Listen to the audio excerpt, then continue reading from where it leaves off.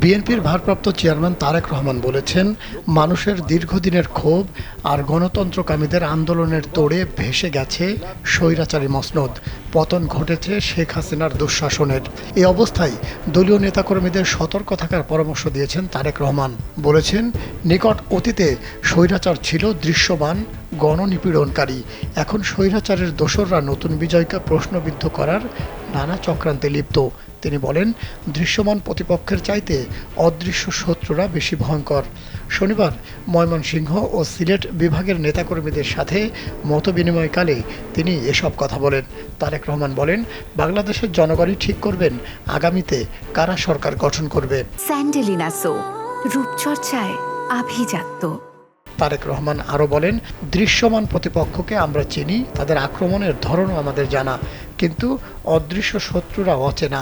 তারা সব জায়গায় রয়েছে, তাদের অবস্থান অন্ধকারে, তাদের কৌশলও চোরাগুপ্তা। এই ষড়যন্ত্র মোকাবেলায় তৃণমূল নেতাকর্মীদের সার্বক্ষণিক সতর্ক থাকতে হবে।